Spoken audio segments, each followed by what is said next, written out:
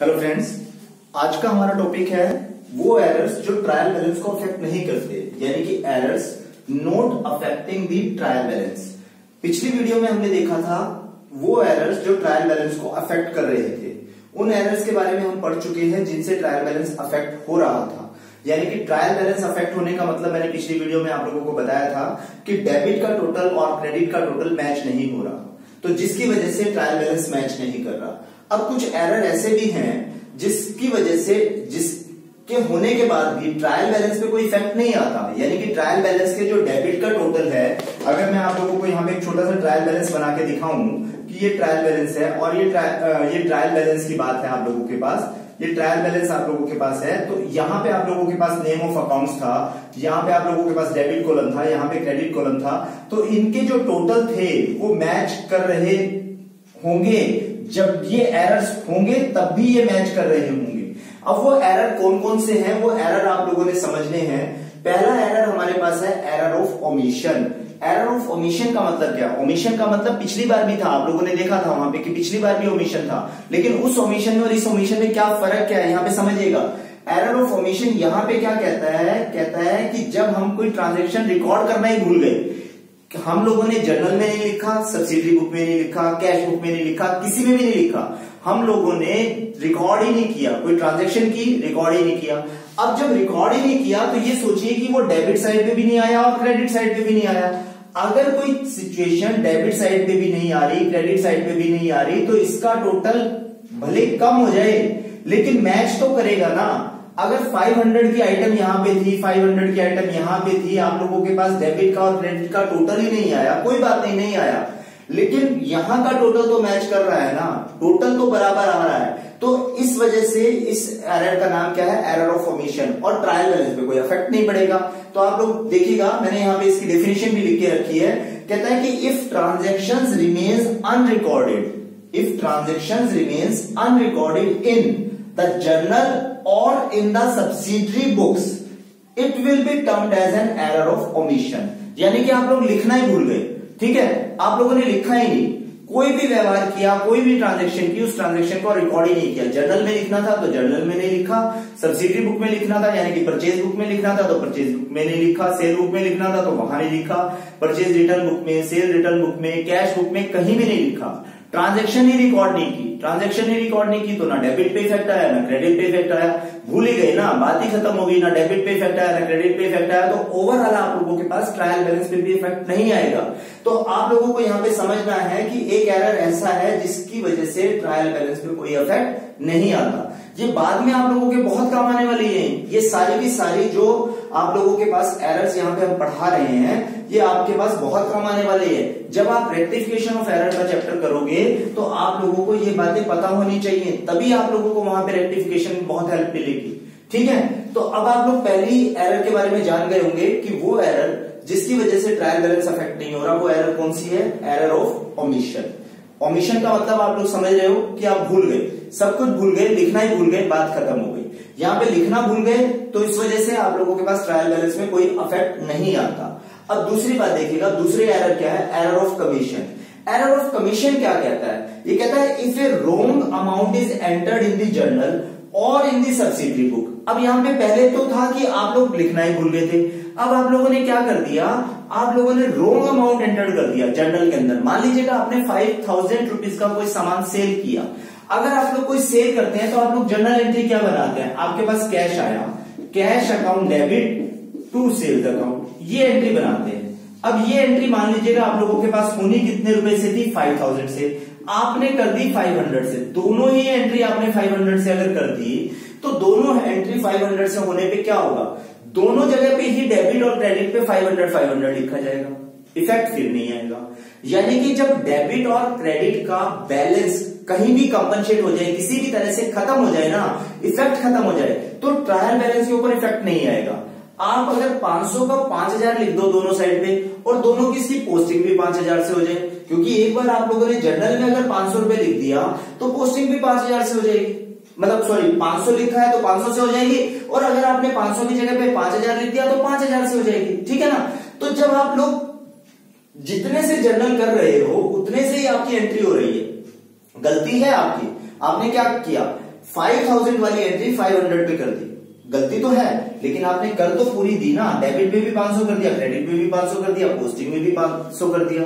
जब आप लोगों ने सभी जगह पे 500 कर दिया तो ओवरऑल इफेक्ट तो आप लोगों के पास कुछ रहा ही नहीं। आप लोगों के हिसाब से तो ये लगता है यहाँ पे एंट्री देख के कि 500 का सामान आप लोगों ने सेल किया, 5000 का तो सेल ही नहीं किया।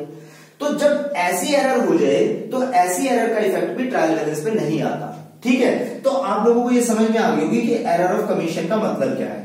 एरर ऑफ कमीशन का मतलब आप लोगों को समझ में आया कि आप लोगों ने जर्नल में, कहीं भी जर्नल में किसी भी तरह से, चाहे जर्नल का कोई पार्ट हो चाहे खुद जर्नल प्रॉपर हो, आप लोगों ने रॉन्ग अमाउंट से एंट्री कर दी, रॉन्ग अमाउंट से एंट्री कर दी। If a wrong amount is entered in the journal और in the subsidiary books, these types of the errors are known as the error of commission।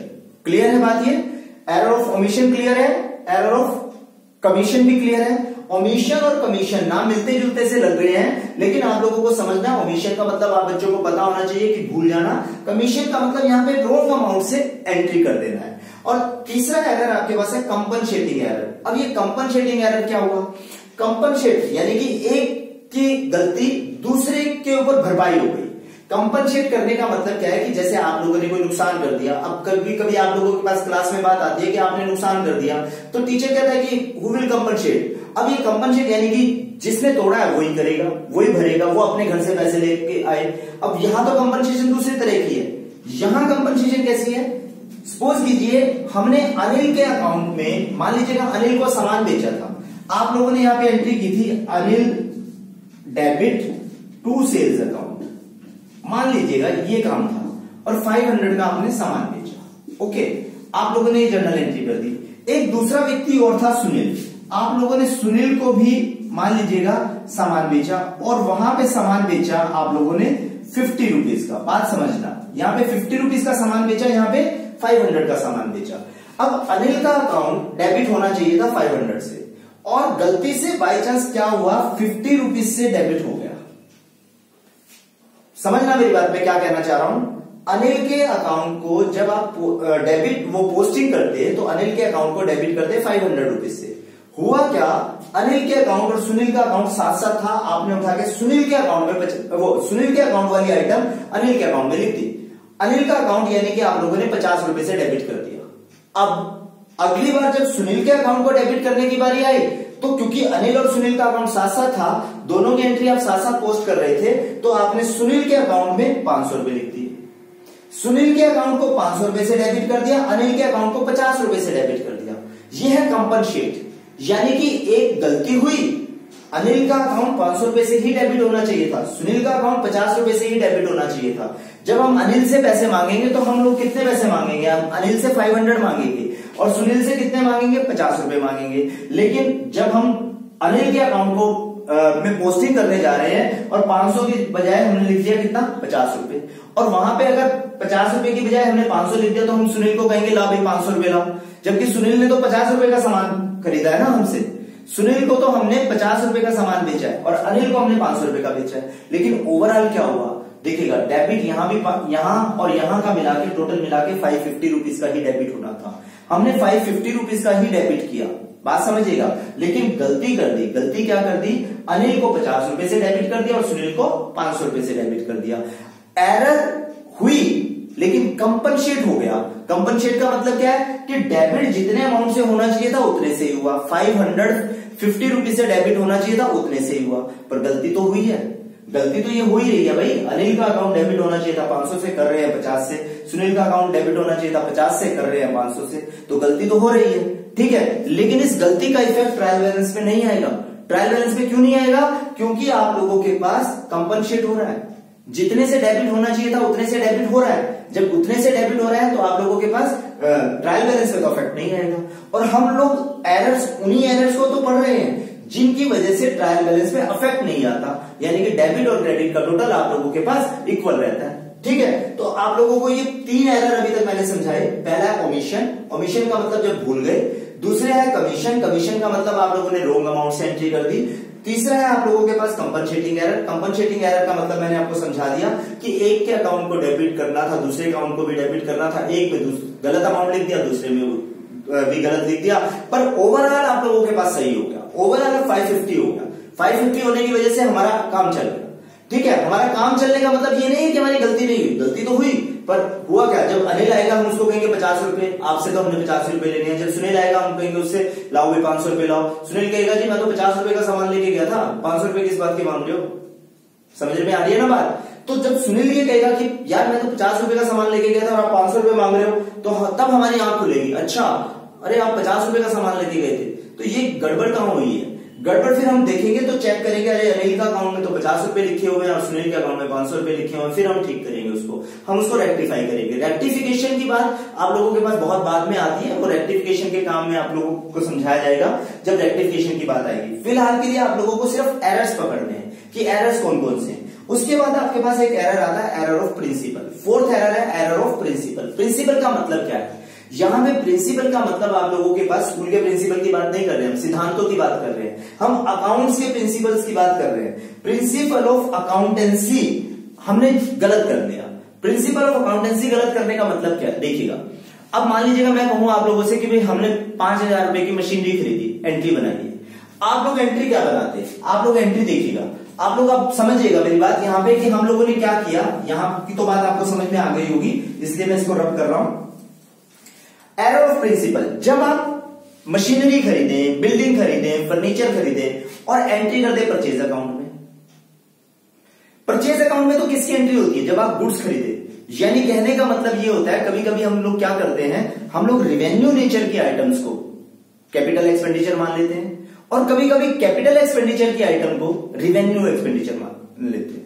तो जब अदला बदली हो जाती है, कैपिटल को रिवेन्यू मान लिया, रिवेन्यू को कैपिटल मान लिया, तो ऐसी सिचुएशन को हम प्रिंसिपल्स का वायलेशन कहते हैं कि आप लोगों ने जो अकाउंटेंसी का प्रिंसिपल था उसको वायलेट कर दिया। लेकिन जर्नल एंट्री में फर्क नहीं आया। जर्नल एंट्री में फर्क किस वजह से नहीं आया, सिर्फ डेबिट के अमाउंट में और क्रेडिट के अमाउंट में फर्क नहीं आया, यानी कि ट्रायल बैलेंस पे इफेक्ट नहीं हुआ, जर्नल एंट्री पे इफेक्ट वैसे तो आया। कैसे आया अब देखिएगा, मैं आप लोगों को एक बात समझाता हूं। यहां पे समझने की कोशिश कीजिएगा, इस बात को मैं ऊपर लिख रहा हूं, यहां पे थोड़ा सा ध्यान दीजिएगा कि प्रिंसिपल, आप लोगों ने मशीनरी खरीदी, लिख दिया परचेज अकाउंट। अब परचेज अकाउंट आप बच्चों को पता है कि परचेज अकाउंट डेबिट कब होता है, आपने लिखा purchase account to cash account, जबकि आपने खरीदा क्या, मशीनरी खरीदी।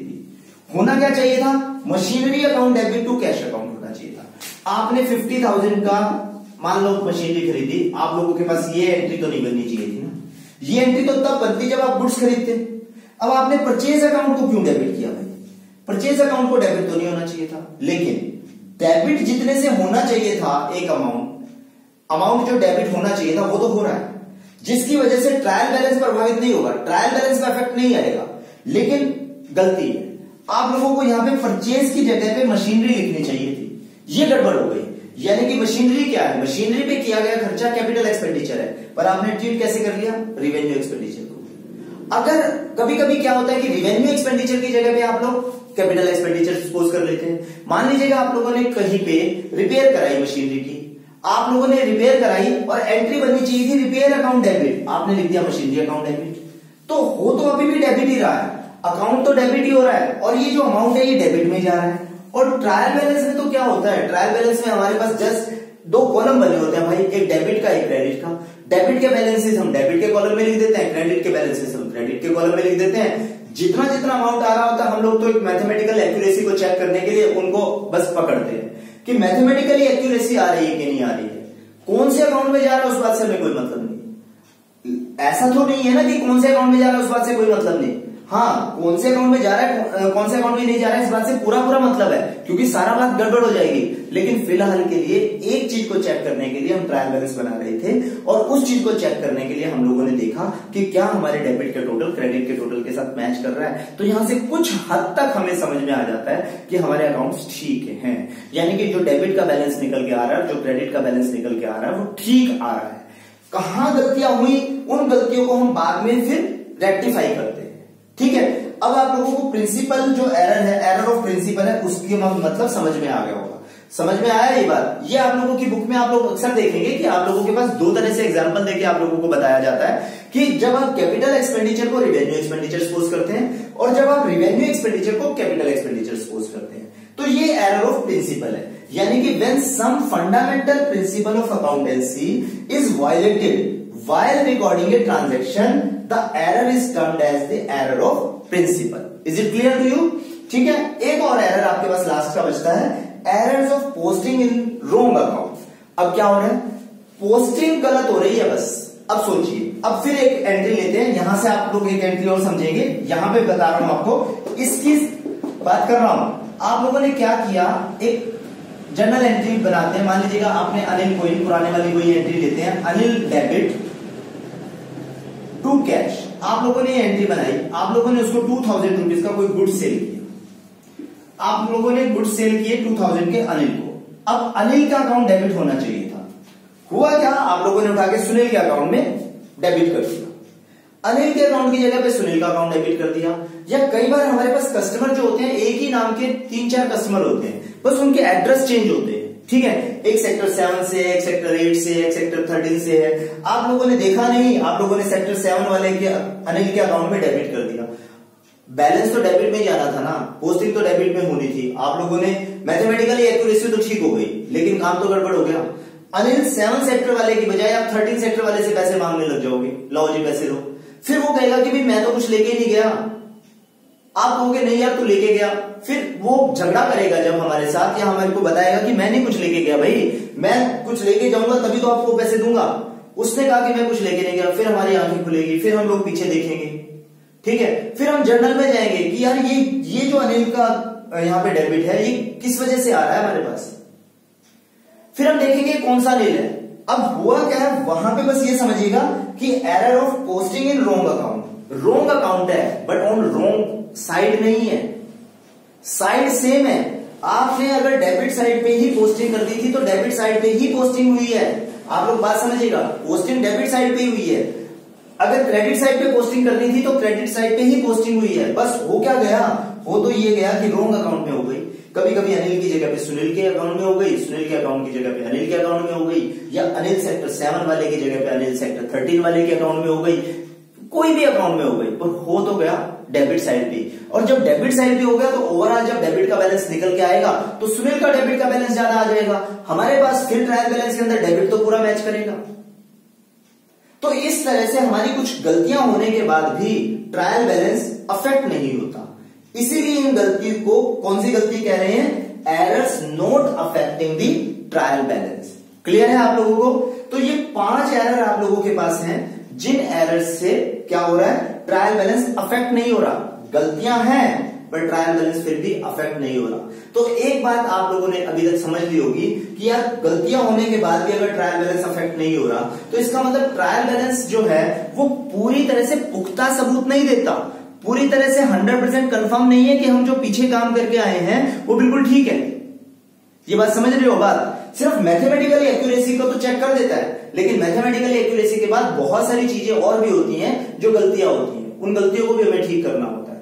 ठीक है, परचेज अकाउंट मशीनरी में लिखा गया, मशीनरी अकाउंट परचेज में लिखा गया तो गलत है ना भाई, हमने इतना का सामान खरीदा नहीं था। फिर हम कहेंगे कि हमारा ट्रेडिंग अकाउंट गलत बन रहा है, तो वो अकाउंट गलत बनेंगे फिर आगे जाके। तो ये गलतियां आप लोगों को प्रभावित करेंगी, यानी कि आप लोगों को प्रभावित करने का मतलब यहाँ पे जब ट्रायल बैलेंस अफेक्ट भले ही ना हो, फिर आपका ट्रेडिंग अकाउंट गलत निकलेगा, आपका प्रॉफिट एंड लॉस अकाउंट गलत निकलेगा और बैलेंस शीट तो अल्टीमेटली गलत बनेगी। तो उन गलतियों से हमारे पास जो अफेक्ट आएगा उन अफेक्ट को हम दूर करेंगे, और जैसे जैसे ये गलतियां मिलती रहती हैं टाइम टू टाइम फिर हम इनको दूर करते रहते हैं। फिलहाल के लिए तो इस वीडियो में बस इतना ही समझना है आप लोगों ने कि कुछ एरर्स हैं जो ट्रायल बैलेंस को अफेक्ट नहीं करते। उम्मीद है कि आप लोगों को समझ में आ गया होगा ट्रायल बैलेंस जो अफेक्ट नहीं करते। एक बार रिवाइज कर लीजिएगा, एरर ऑफ ओमिशन है, एरर ऑफ कमीशन है, कंपनसेटिंग एरर है, प्रिंसिपल एरर है और error of posting in the wrong account है। तो आप लोगों को सारी बात समझ में आ गई होगी। आप लोग यहाँ से कॉपी कर सकते हैं, डेफिनेशंस आप लोग यहाँ पे देख सकते हैं और वीडियो को पॉज करके आप लोग ये सारी डेफिनेशंस अपनी कॉपियों में नोट कर सकते हैं। ठीक है, नेक्स्ट वीडियो में हम लोग आगे एक और टॉपिक आप लोगों के पास ट्रायल बैलेंस का रहता है जिसमें हमारे पास सस्पेंस अकाउंट की बात आती है। सस्पेंस अकाउंट के बारे में हम नेक्स्ट वीडियो में पढ़ेंगे। ठीक है, और आज के लिए बस इतना ही। और अगर आप लोगों को वीडियो पसंद आती है तो इसको लाइक कर दीजिएगा और सब्सक्राइब जरूर कर दीजिएगा। ठीक है, क्योंकि आप लोगों के जो सपोर्ट है वो बहुत इंपॉर्टेंट है हमारे लिए। तो आप लोग ये सपोर्ट हमें देते रहें, तभी हम लोग आप लोगों के लिए अच्छी अच्छी वीडियो और अच्छे अच्छे टॉपिक्स के साथ आते रहेंगे। Okay, thank you.